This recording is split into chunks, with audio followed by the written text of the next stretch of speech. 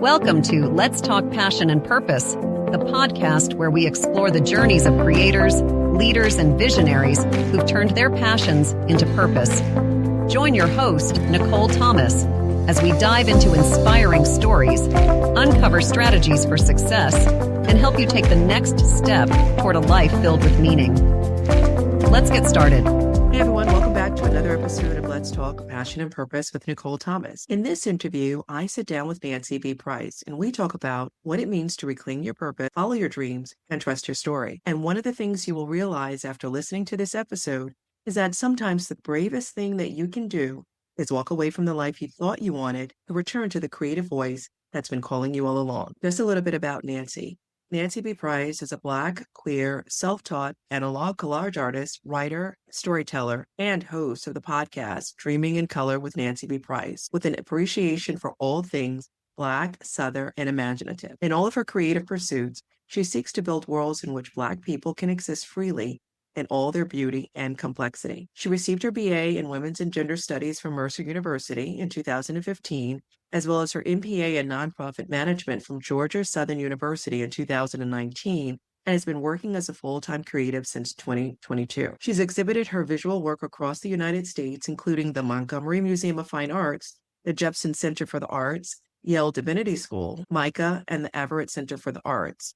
Her recent notable exhibitions include Layers, Group, Baltimore, Maryland, 2025, Black in Bloom, Solo, Statesboro, Georgia in 2024, Binya, Faces Obdegula Geechee, Group, Hilton Head, South Carolina in 2023, and But Some of Us Are Brave, Group, Savannah, Georgia 2023. Her work has also been featured in various publications, including O, the Oprah Magazine, Garden and Gun Magazine, and Southern Cultures, and she received the highly commended designation by Contemporary Collage Magazine in 2022. She was a Dear Artist with Anxiety, Artist in Residence via the Dear Artist platform in 2021, as well as a Spring On View resident at Sulphur Studios in Savannah, Georgia in 2023. Nancey uses her words and performance to take her audience on a journey of selfhood, spirituality, and ancestry. Her stories have been featured on Hoodoo Plant Mamas and You Had Me at Black. And as the executive producer and host of the podcast Dreaming in Color with Nancey B. she highlights the importance of dream telling in the Black community by creating a safe space for each of her guests to share a dream story and deconstruct its meaning in their waking lives.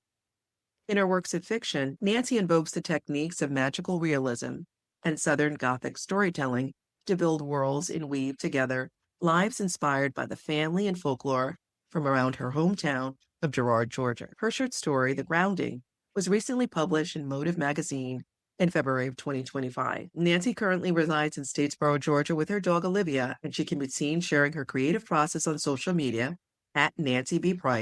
and her website, nancybprice.com. Nancey, welcome to the show. So excited to have you with us this evening. Thanks for having me. I'm really excited to talk to you today. Awesome. So let's start at the beginning. Can you take us back to how you first began your creative journey? What was that spark for you? Yeah. So for me, I like to always tell people that the journey started with paper for me. First, as someone who, journaled, I kept diaries for as long as I can remember. And I feel like it started with one of those Nickelodeon movies. I can't remember which one, but it might have been Harriet the Spy. She kept a little journal or diary, even though like her journal probably was a little more messy than mine was. But that's when I was inspired to just start writing my thoughts down somewhere that was special for me. And over time, that diary expanded into me writing stories. So when I was like really little, I'd write these little short stories. I even started a novel when I was in first grade. Wow. And during that same time, I also was playing with paper dolls and everything too. I don't know what my relationship, again, with like paper, maybe growing up in the woods, because I grew up in Southeast Georgia, very rural community called Girard. Mm-hmm. And, I was always climbing trees and always out in the woods and stuff. And so maybe my relationship with trees transformed into my relationship with paper, which then gradually grew into journaling, writing stories, and then paper dolls. So that was the spark for me. Wow, that is fascinating. So love of trees, paper dolls, and then writing your novel in the first grade. Mm-hmm. That is, I tell you, truly amazing. How did you maintain that spark? So you started so early. How did Yeah. you keep going on the same path? Well, the spark started early, but it kind of fizzled out as I got older, unfortunately. I feel like I mentioned, I started my novel in first grade. It took me about 7 or 8 years to finish it. So I finished it the summer before I started high school. But I would always start it, then like stop and then find my way back to it after a couple of months. But I did eventually finish it. But during that time, I found what I believe was like a love for medicine. And so I started going down the pipeline of becoming a doctor. So I did summer programs and took all of the science classes. And even in college, I was part of all of these clubs and took all the classes in college and everything with the idea that like med school was my goal. But even in the back of my mind, I always imagined that like even when I become a doctor and get job security in my mind, I always wanted to write another novel or like do something creative on the side while I was busy being a doctor. Um, but it wasn't until I changed my mind in senior year of college, it seemed as if once I decided that I wasn't gonna go the doctor route after spending like the last 10 to 12 years with that on my mind, that's when paper came back into my life, like that's when I started journaling again and I started another novel. And that's also during the time that I discovered collage art, which sparked the memory of me playing with paper dolls when I was a little girl because I forgot about it until I got older and started and discovered collage. And then it sort of like, it seemed like little Nancy was reminding big Nancy of what she used to do back in the day. Wow. Yeah. Big Nancy reminding little Nancy. That's powerful because we lose ourselves. Sometimes we just forget. Yeah. Yeah. One thing, you said you changed your mind after studying for such a long period of time. Mhm. What caused you to change your mind? Well, I think there was always a part of me like in the background, like I mentioned, how like, okay, I can be a doctor, but I could also like write a novel or I could also, do this or do that. I kept trying over the years, I kept trying to make being a doctor fit into what I really wanted to do. And I realized that like what I really wanted to do had nothing to do with medicine. I just didn't know what that thing was yet until I took medicine out of the picture. And that freed up the mental space for a young Nancy to come back to meet me where I was. And so I fought against it for a long time. But then I think the straw that broke the camel's back for me was when I had a dream that I was like walking down the road with a whole bunch of people. And I decided on a whim to just jump off of a bridge and like leave everybody who was walking across the bridge. We were all fine. But I decided to jump off of the bridge and swim across the water to the other side. And I interpreted that dream to mean that, Nancy, maybe this pipeline that you've been, going down with all of your peers and everything isn't the pipeline for you. And you need to jump off of it and figure out what it is that you really want to do. And I recognized that during that flying off of the bridge, that's when I felt the most free. And so I decided to, kind of chase that feeling. And unfortunately, that meant that, the story that I had in my head about being a doctor was gone, but it gave me the freedom to figure out what was waiting for me on the other side. Absolutely. Letting go of what we think we should do and leaving room Right. for what we should do. Exactly. I want to talk about your collage work. Yeah. Can you tell us more about your collage work, being a collage artist? What does that look like for you today? So when I originally started making collage, I knew about the art form for a while, but it wasn't until I discovered the work of machines on Etsy that I got that little spark in my mind to try it out for myself because it felt like muscle memory was starting to come back. And so when I made my first collage, that's when I remembered that like, oh, hey, Nancy, you used to do this when you were little with the paper dolls. Remember that? And so originally I started making collage art because it was just, something I wanted to do with my hands. But I wanted to make art that included Black folks in it. I felt like it was important that I identified with the artwork that I was making. And then eventually, as time passed, more of myself became immersed in the artwork as well. So it wasn't just me making art about Black people, but it was me making art about myself within the context of like Blackness as a whole, So I made my first self-portrait, I think 3 years after I started Collage. And then after that, during the pandemic, that's when I started incorporating more of like my rural and agricultural heritage into my work, because during the pandemic, when everything was shut down, the only place I felt safe breathing was in Girard. It was in the fields, in my, family homes and family land and stuff like that.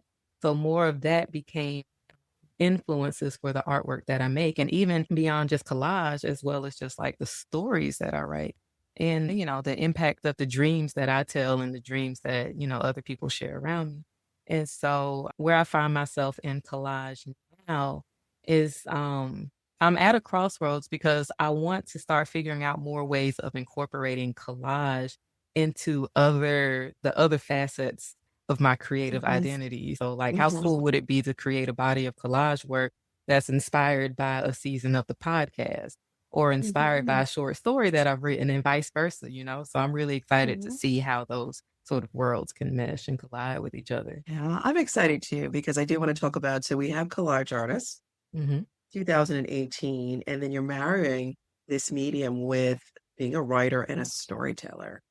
How do you balance the creativity with different aspects of who you are in the body of work that you do in the world?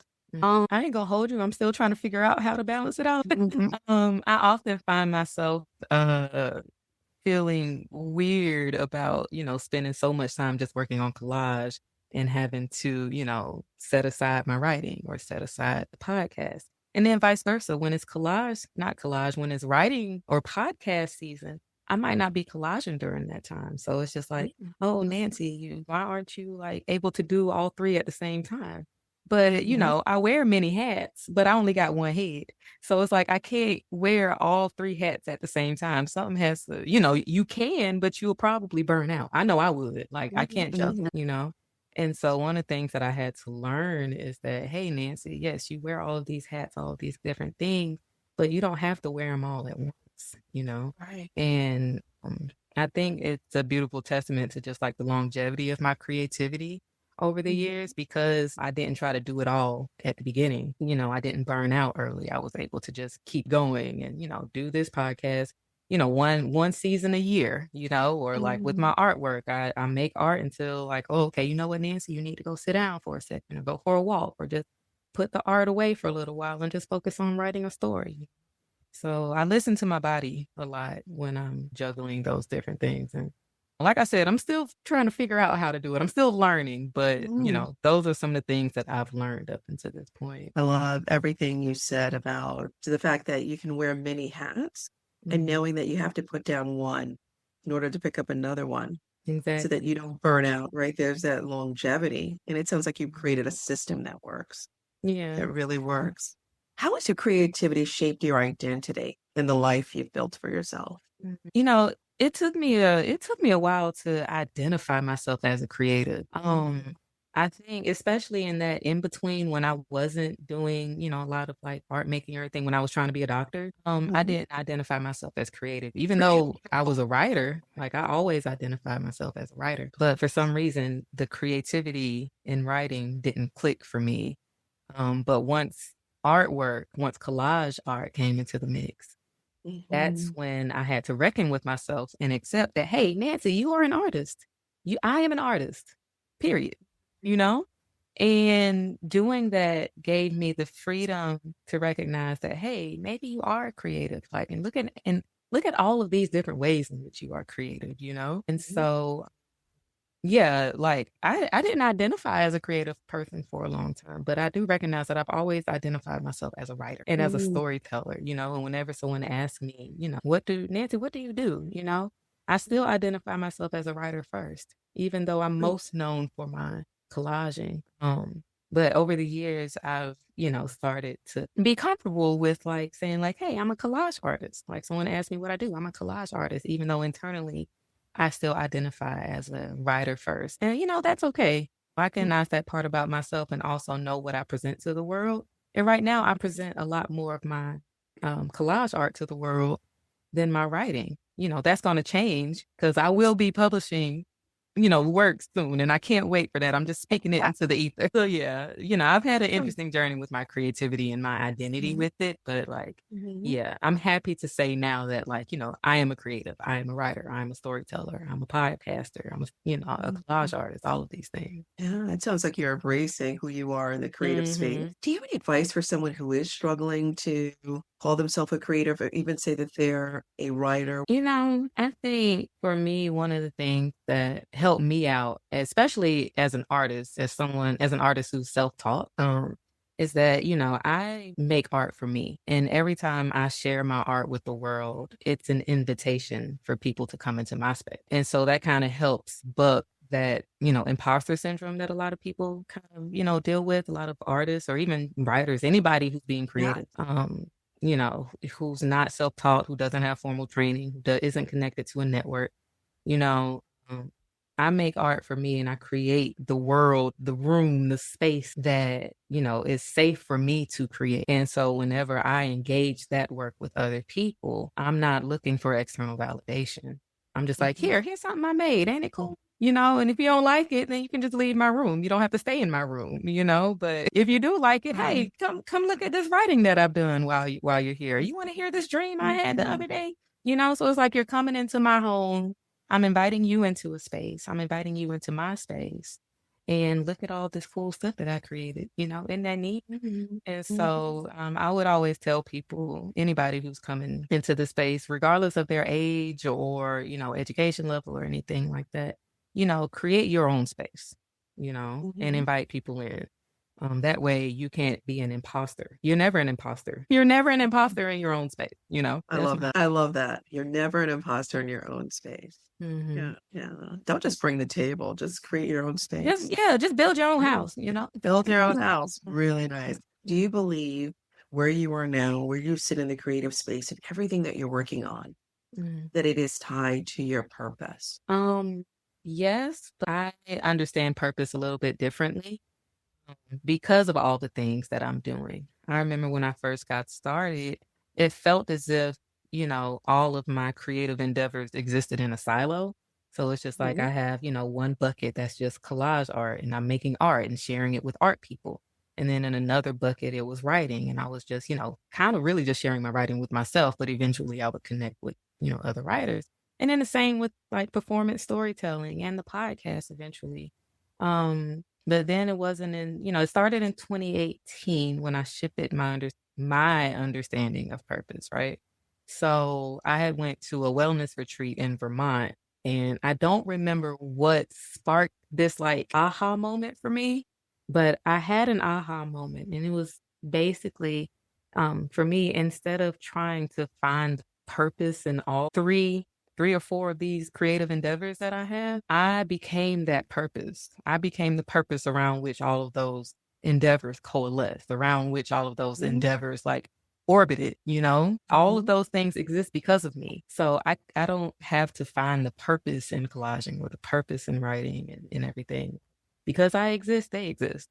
And so I'm the purpose for all of those. And so I move as if I'm purpose instead of trying to find the purpose and everything. And that really transformed, the way that I understand what I do, but also, knowing why I do it. The visual of you being in the center, almost the universe of every aspect of your creative world is powerful imagery. Everything you do is an extension of self. Yeah. And that's powerful. So you are purpose. What do you believe or want your impact to be through every medium that you're using now? So, I'm a Southern Black woman and grew up around so many other Southern Black women and have been in so many other Southern Black women's households, either as a visitor or as someone who, spends the night there and everything. Whenever I go to my auntie's house, or if my mama comes, if someone comes to my mama's house, or, I'm visiting grandmothers or great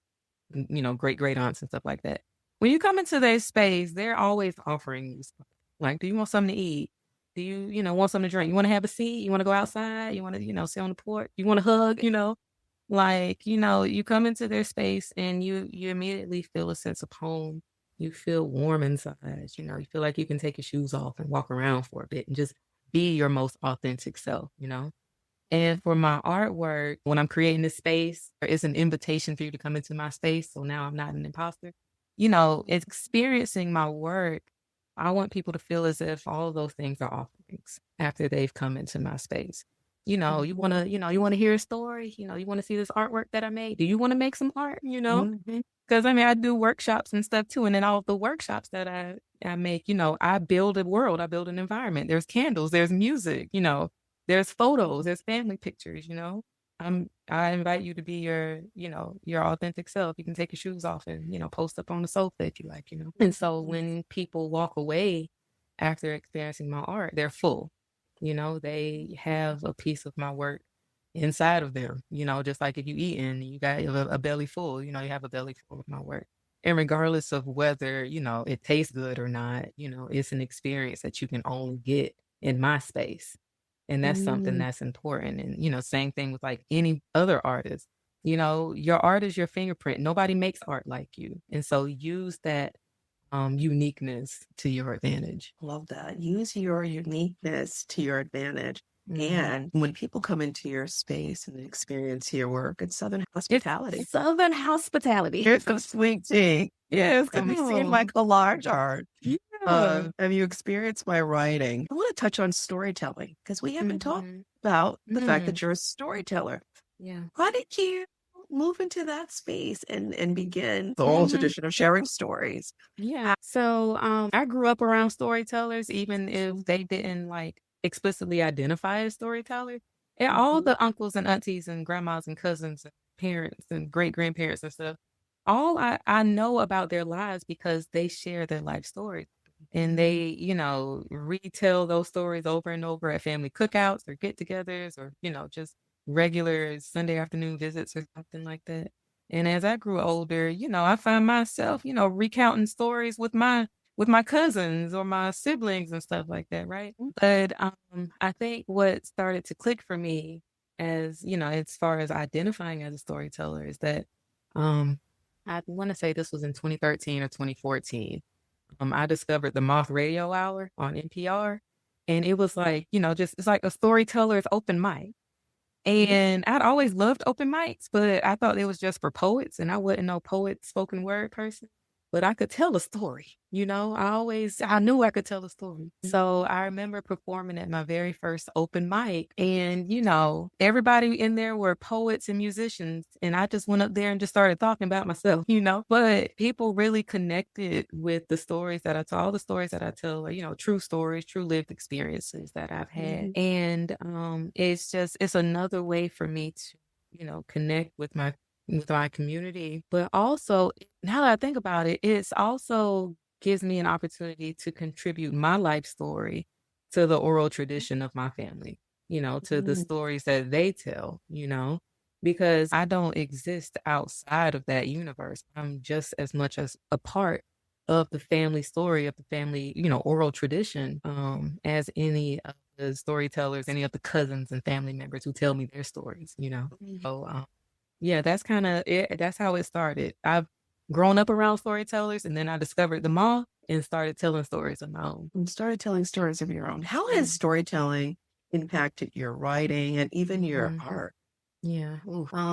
I know with my writing, and see, it's interesting because I feel like storytelling now for me is an umbrella term for my writing and my visual work and my performance. And even with the podcast, Okay. I think, during the pandemic, the podcast was a way for me to perform storytelling in a safe environment within the safety of my home, but still, use my words to speak life, use my voice, my vocal box, and so with those, those stories and those experiences that I share on my podcast, a lot of the sharing naturally spills over into written work, my short stories, my flash fiction, even the novel that I'm working on, But with Collage, I didn't realize I was telling stories with Collage until until the pandemic, because I started Collage in 2016 and then 2020 happened. So I was 4 years. And so once 2020 happened and I started incorporating more of myself in my collages, that's when the stories and the connections started flowing. Man, I'm just coming to that realization just now. Connecting the dots now. I'm connecting the dots. I love it. I love it. That's truly amazing. I want to talk about your creative process a little. What does your creative process look like as you're moving through the different mediums? Do Mm, you follow a structure? Is everything more intuitive? Even with your storytelling, how does yeah. that show up for you? Most things are intuitive except the podcast, because podcast Ah. is full of planning. Oh, we're going to talk about the And we're podcast, gonna I'm talk about the sure. podcast, yeah. That's But with everything else, like with my performance storytelling, for example, um, I don't find myself practicing much before I get up on stage. I kind of just get up on there. I have an idea of what I'm gonna say, and then I just sort of talk. I may make a little brief outline while I'm sitting there waiting for my turn to go up, but I find more beauty and authenticity in flow. When okay. I'm in my creative flow, like that's where the good stuff is. Mhm. So with my writing, for example, I don't really do much planning with my stories. I just kind of write flow until the flow stops and I need to put the pen down and take that hat off, and walk away. And then I'll come back to it if I want to and maybe do some edits and stuff like that. I know with collage is nothing but flow. I don't have no plans for nothing. I have a lot of stuff cut out, Mhm. and sometimes I'll just go through magazines or books or look at the stuff that I've cut out and just start, piecing things together and see what feels good. But I don't really have much of a plan with some of those things. I have an idea in mind, but not much Mhm. planning goes into it. Okay. And are there any rituals or habits that Oh you yes. follow to get Oh into the yeah. creative flow? Oh yeah. Of course, it doesn't happen every single time. Sometimes I just wake up and be like, "Ooh, I got an idea. Let me go in the studio real quick," right? But I have this thing. I call it Tony Tuesdays, which is inspired by Toni Morrison and her work as a writer. She would get up Mhm. at like 4 a.m. in the morning to work on her stories on her novel. And it's before her sons would get up to go to school, before she had to go to work, before the world wakes up. And that's when Mhm. everything's the most quiet and you can just, listen to yourself and your ideas the most. And so on Tuesdays, I'll find myself waking up real early, not at 4 o'clock, but probably around 6. And, I'll light a candle at my altar. I'll put on some soft music, and just be present with myself, be in flow with myself before I try to flow into my creative space. And I Mhm. figure out oh, where is me leading me today? Is it leading me to journal? Is it, leading me to collage? Is it leading me to write? And I'll spend that day, just being in flow. And sometimes that even means just, going outside and going for a walk. I have a dog, and so she likes to be outside a lot. Thankfully, I live on farmland, so we get outside and ain't nothing but, trees and grass and stuff. And so Tony Tuesdays are probably my most ritualistic Tony endeavors. Tuesdays. Tony Tuesday, yep. I love this. You mentioned your novel a couple of times. Tell us more about what's to Mm. come and what specific genre you do write in. So I write in more of the Southern Gothic tradition. I admire that genre so much. And some of the stories that inspire me are Eve's Bible and Mama Day by Gloria Naylor. Those, just there's something that magical realism of it all, because it's not just a genre, it's a lived experience. I've grown up Mhm. with, experienced things that are hard to explain for logic. It's Mhm. hard to explain, have a logical explanation for some of the things that I experienced out here living in the South, and hearing the stories and stuff that my family shares about, the old lady who used to walk down the road in tattered clothes and you never saw her feet touch the ground. She just kind of floated. It's just how do you explain it? But it's you I've heard can't. some stories. You heard some stories, and it's you can't invalidate that because that's their lived experience. But it's, there's a spookiness of it, but there's also something real powerful about it. And especially the dialect of it all. I like to write in the way that people speak. I'm figuring out my place in it all. But I'm inspired by Zora Neale Hurston and how she was able to just weave in and out of Southern dialects so beautifully in literature. And I like to, incorporate stuff like that in my own storytelling.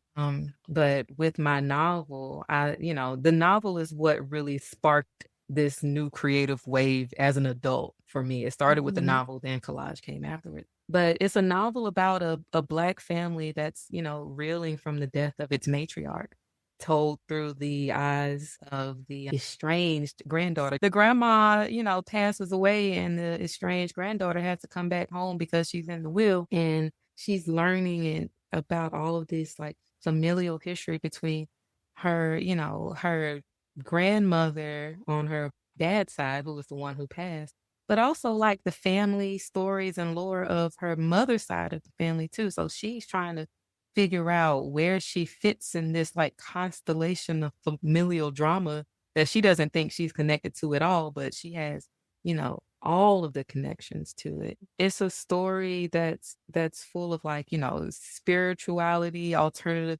ways of viewing Black spirituality in the South, familial connections, secrets coming to fruition, and it's almost like, for me, it's kind of like a love letter to Girard, because Girard, Georgia has been home for me, my parents' generation, my grandparents' generation, great grandparents, great, and growing up in that culture, in a culture where like there are Black families who own land, there are Black families whose entire existence is only possible because of the land that they cultivated.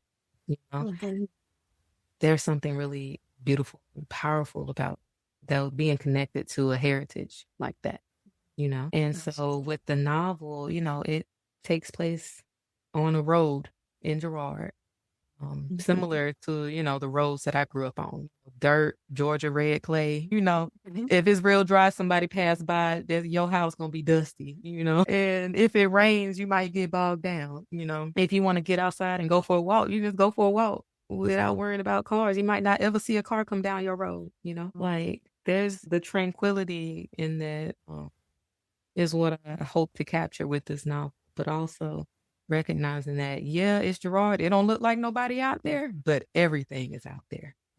There's so much richness in the stories and the people out there, and I want to try to capture that with this novel. Yeah, you're telling their stories and creating legacy. Right? That oral tradition sounds like it's going to be in your book. I've heard you often describe your work as building worlds where Black people can exist freely. Yeah. In all their beauty and complexity. What does that mean to you on a soul level? I think on a soul level, it's all about creating safe space.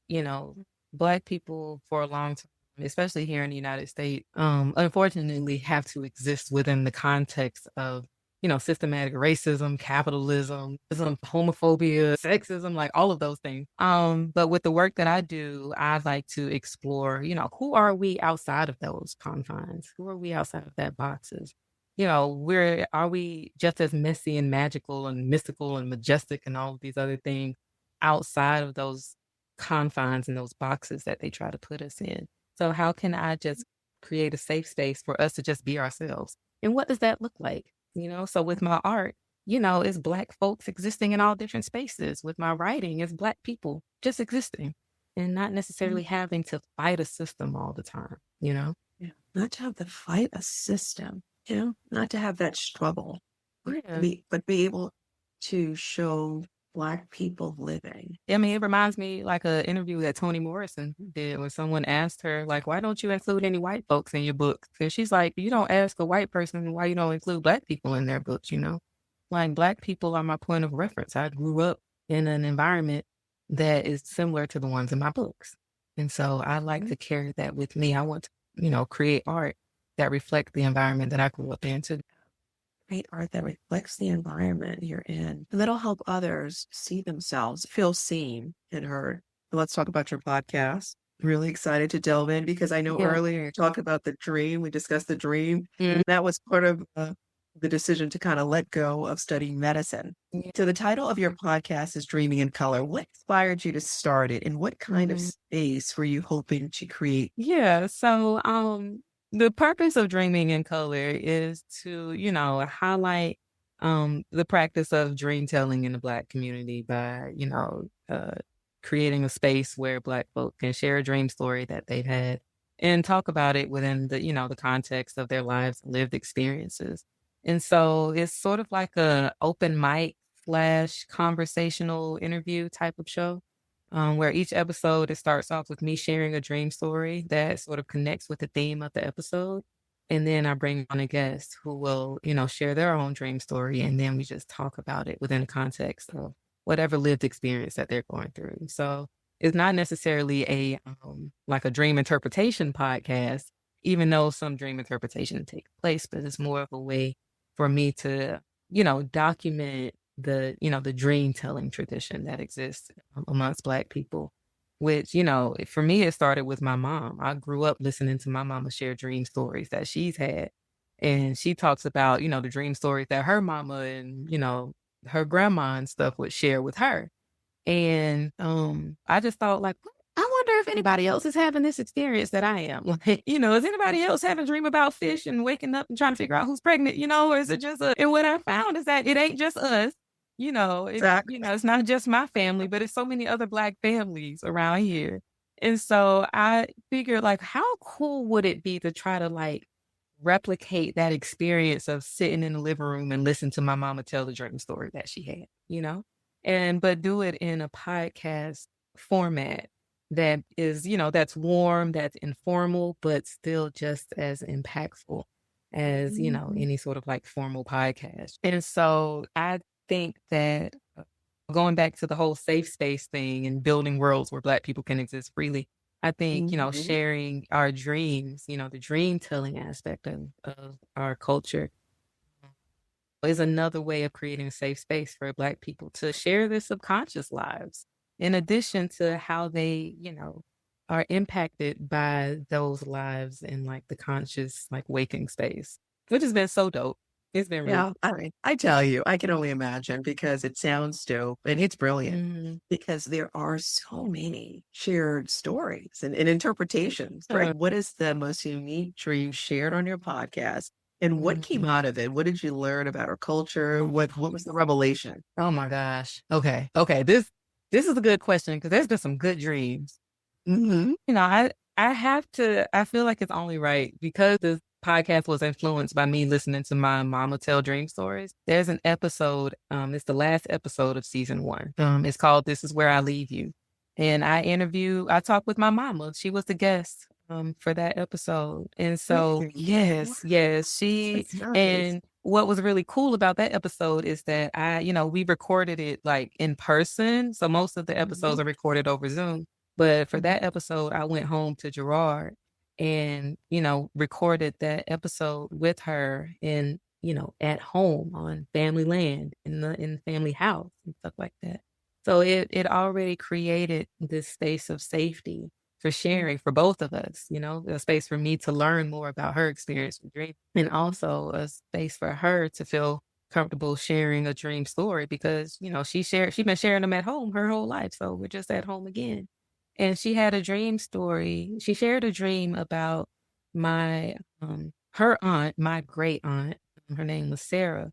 And she shared a dream about my Aunt Sarah, basically like sort of like transforming as she crossed over to the other side, And it was so beautiful. And she shared it within the context of just like, familial land and ancestry and spirituality. And, my mama is a storyteller, And so she did it in a way that was just so beautiful to witness and made me so proud to have documented that, so now that's part of like, it's documented within the context of like dream telling, but also it's like a family heirloom now. Like there's audio of my mama sharing a dream story that has inspired this whole show, so I think, that episode is probably still, if not my most favorite, up there. Top 2 and probably not number 2 as my favorite episode. Yeah, and it was season 1, so I came out the gate swinging with that season. That was probably I encourage if you're not sure where to start with Dreaming in Color with Nancey B. Price, start with the final episode of season 1 and then just sort of let that lead you and guide you experiencing that podcast. Wow. Season 1, last episode, and it sounds like in this particular episode, that episode those dreams brought you home. Your mother was telling it on the land. Yeah. Yeah. Back to home, back to self, back to soul, to our ancestral lineage, right? Our ancestral connection. Yeah. Powerful. That was beautiful. Let's talk about you and your evolution through this entire process of being a creative, Okay. because you do wear many hats. What have you learned about yourself through the entire process? What have I not learned? What is one thing that What's you've one learned? thing, right? I've learned that my body, like my physical body, can give me so many answers as far as what to do and which direction to go on.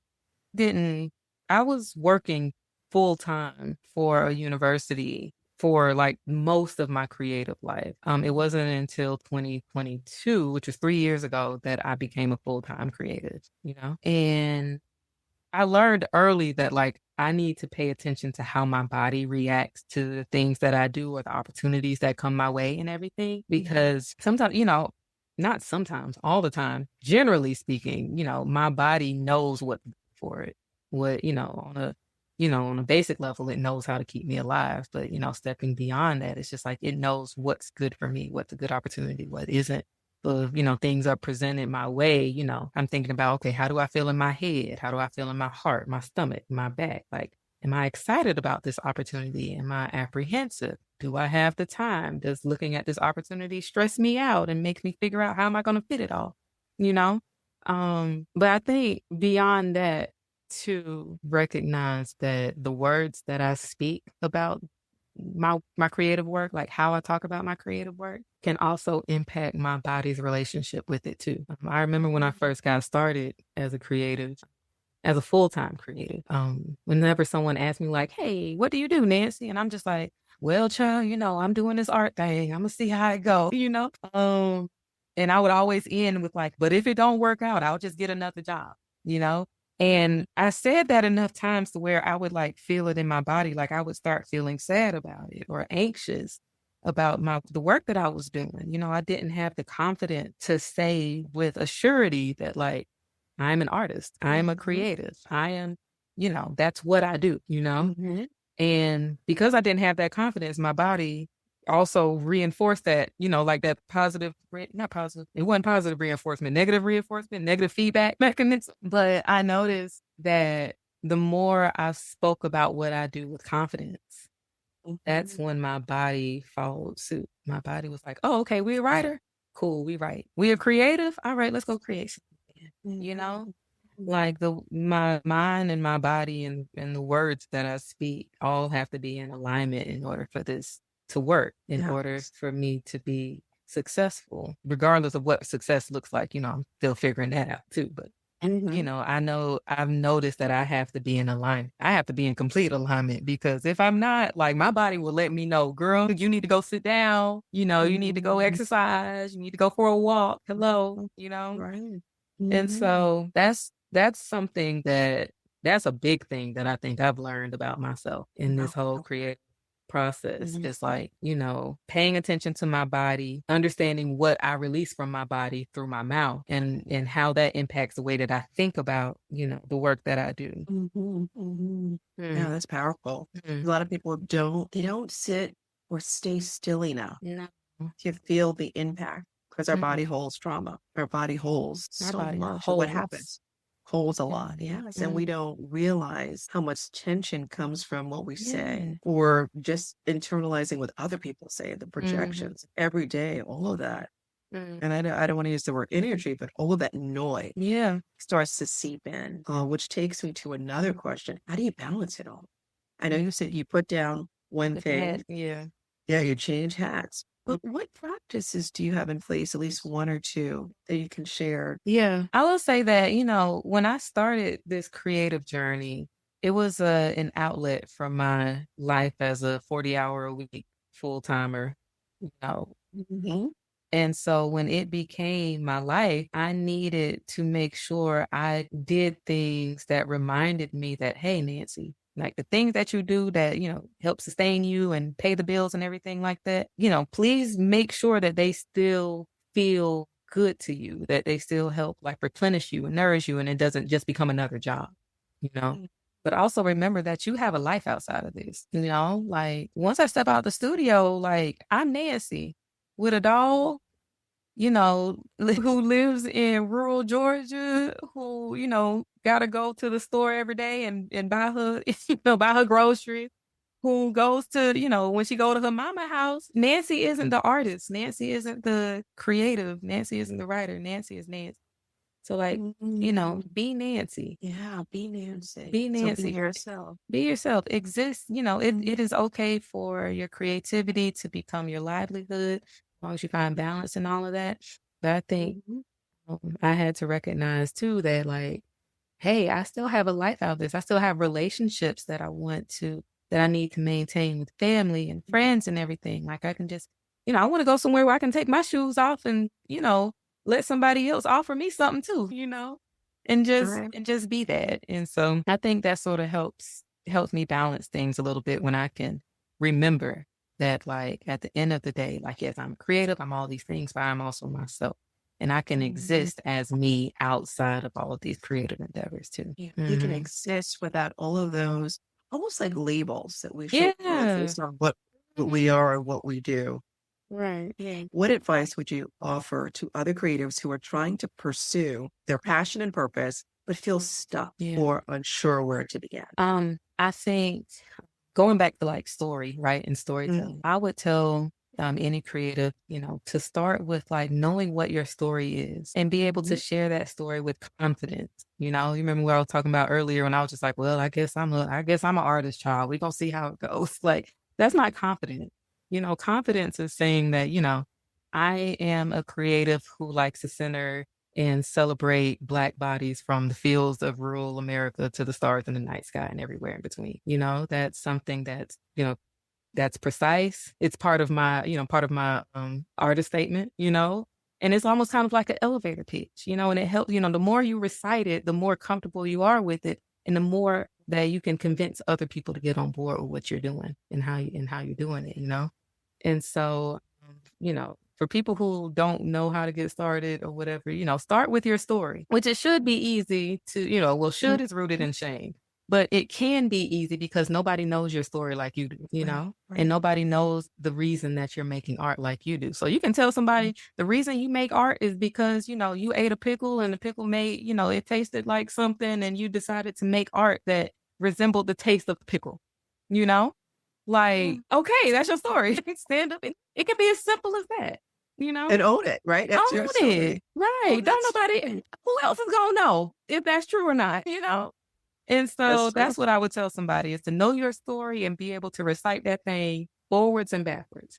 And when you know that, you can move in your creative work with that story as like your central value or that center of gravity, similar to me being purpose and everything rotating around me. Your story can be the purpose around which your creative endeavors rotate. I love that. What's the best advice you've ever received about your craft or about living a creative life? The best.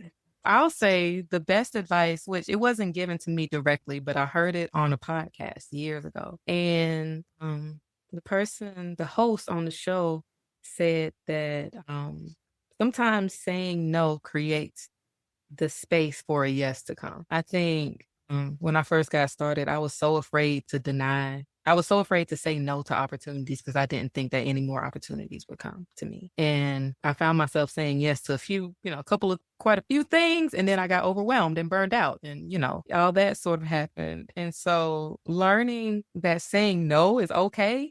And of course, not just, being like, no, thanks for asking, but being like, I apologize. I can't accept this opportunity because I have other obligations that need my full attention right now, but please consider me for future opportunities if they may arise, something like that.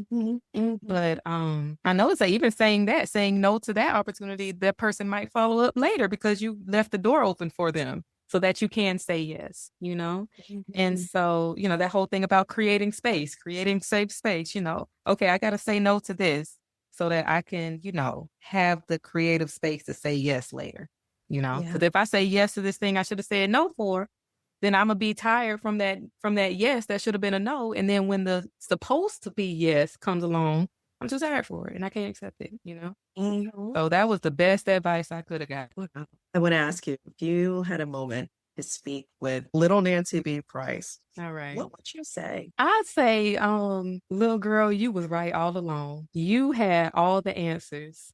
You are leading me today still, like the work that you're doing is not just some child's play, even though you are a child and it was play for you, you are sustaining me now as a 32-year-old, as an adult, as a big person to you, I would validate the heck out of her and let her know to keep doing what she's doing. I'm not sure if I would tell her to focus more on the creativity and don't worry about being a doctor. Because I believe that, there was a reason I was in that headspace, and there's something beautiful about me forgetting myself, but then being able to come back to myself. And that's so crucial to my story and so central to the work that I do now because I had the courage to come back to me. I would probably apologize for leaving her. Yeah, I'm sure I would apologize to little Nancey for like leaving that creative, imaginative space, leaving her in that by herself for so long. And only coming back to her at like 22, 23 years old when I left her there by herself.